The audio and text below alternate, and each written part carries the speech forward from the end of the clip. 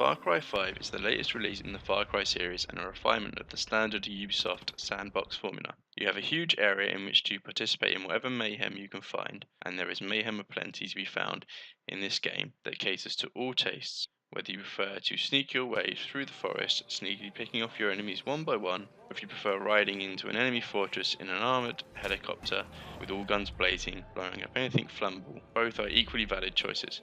However, this game still struggles to live up to its predecessors. The game puts you in the silent shoes of a sheriff's deputy fighting against a crazed minister and his pagan cult in rural Montana. For the first time in the series, you are able to create your own character. This does, however, cause a few problems for the game. There has always been the sense that Ubisoft has been chasing the success of Far Cry 3, which is undoubtedly the best in the series, especially from a story perspective. The journey of Jason Brody and his fight against the crazed pirate Vaz was truly engrossing, and made me care for the characters, even though the good guys were a collection of douchey stereotypes. The problem with Far Cry 5 is that, as a silent protagonist, there is no character to invest in. This leaves all the pressure for getting you invested in the story on the villain. Unfortunately, Father Joseph and the Seed family, commanders of a pagan cult, just don't have the same gravitas and appeal as Vaz and his pirate buddies. The character creator also causes another problem. For the first time in the series, you can play as a female character. I decided to try this and found that the game struggles with pronouns. Quite often, characters, including main story characters, would refer to me as him. This would be bad if it was just enemies mid-firefight, but doing it in a cut scene, even when it's passed off with vague justification, just seems lazy. Visually, the game looks really good. The lush foliage of Montana looks amazing, spread across 3 different areas. The draw distance at the top of the mountains is amazing, and there is no blurring or screen tearing, as well as very little popping. The water effects are on par with other games of a similar nature.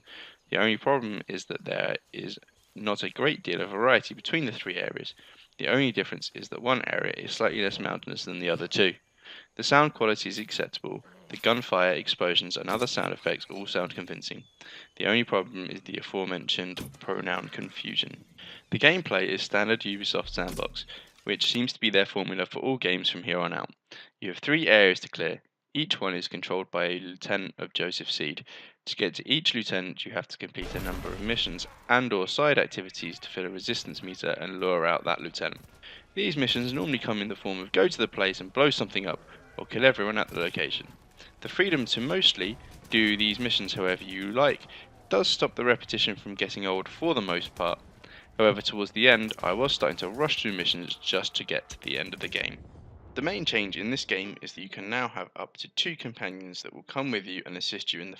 These companions come in several varieties. You can hire random of generic skills such as assaulter, sniper, and explosive set. These NPCs have additional buffs that you will unlock as you use them. Or you can unlock named characters by completing missions. These characters have more specific skills such as piloting a plane or helicopter, and these characters have buffs that will be unlocked from the start, and they are generally better than the normal NPCs, making those NPCs slightly redundant. You won't use any of these, however, as you can also unlock Fangs for hire. These are animal companions that can also accompany you on missions. Once you unlock these creatures, you won't use any other companion. Their buffs and skills are so powerful that the other companions pale in comparison. The problem is that these companions can make the game too easy. They would often just charge into enemy fortresses, killing all the enemies while I was still scouting out the lay of the land.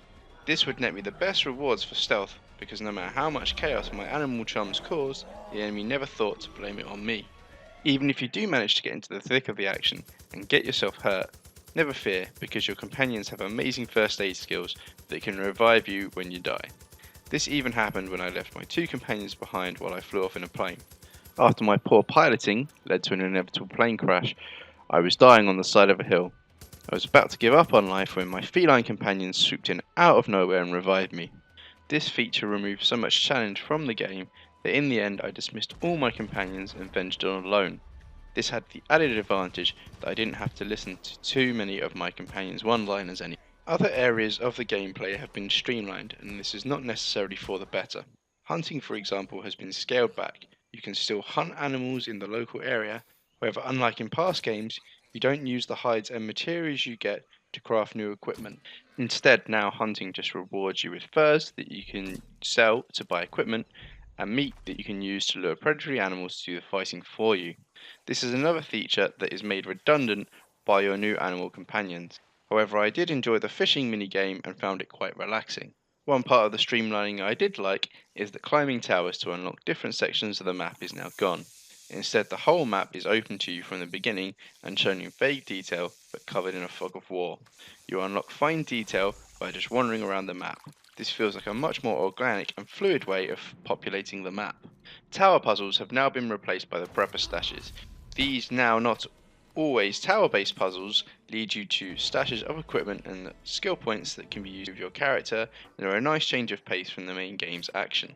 In conclusion, Far Cry 5 is a fun game with plenty to keep the player entertained.